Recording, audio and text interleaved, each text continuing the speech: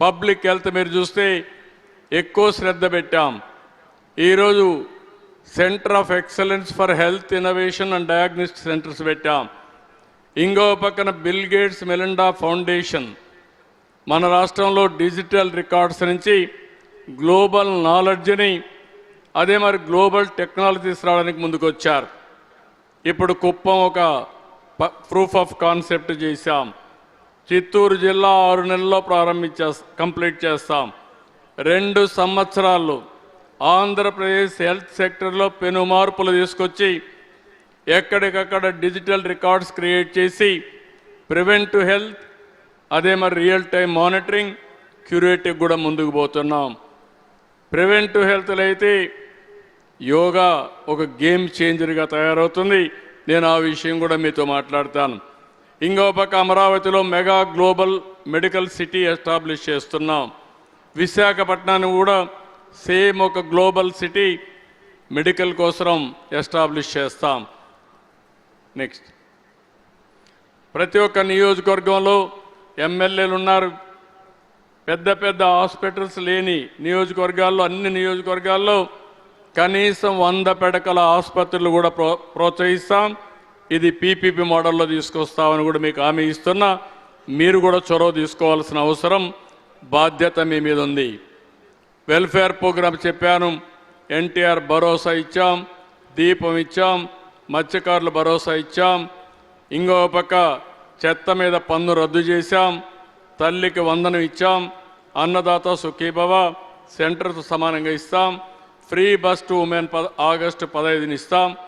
ఆ రోజే ఆటో డ్రైవర్స్కి కూడా ఇవ్వాల్సిన డబ్బులు ఇచ్చి ఒక పక్కన మనం అనుకున్న ప్రకారం ఆడబిడ్డలకు ఉచిత బస్సు సౌకర్యం కల్పిస్తూనే ఆటో డ్రైవర్స్ని కూడా ఆదుకోవడానికి ఒక కార్యక్రమం ఇస్తామని చెప్పి కూడా తెలియజేస్తున్నా.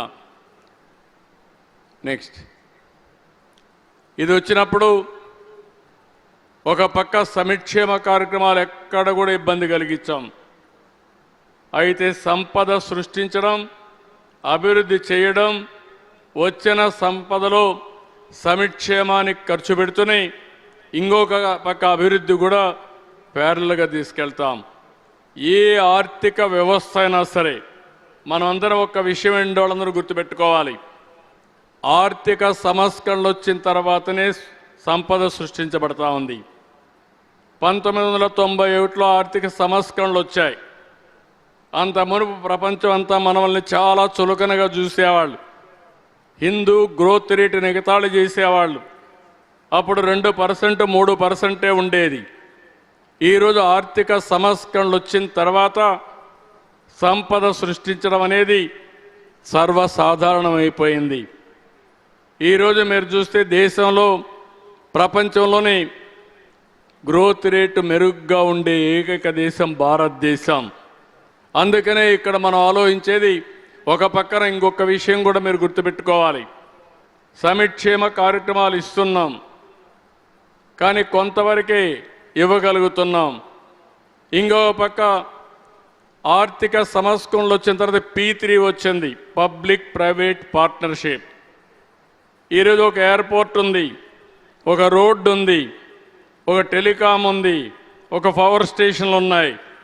ఇవన్నీ కూడా ప్రైవేటు వ్యక్తులు చేసి యూజర్ ఛార్జెస్ కలెక్ట్ చేసుకుని తద్వారా మెరుగైన సేవలు అందించడమే కాకుండా వారు కూడా బాగుపడ్డారు. దీనివల్ల మొత్తం సంపద కొంతమందికే పరిమితం అయ్యే పరిస్థితికి వచ్చింది.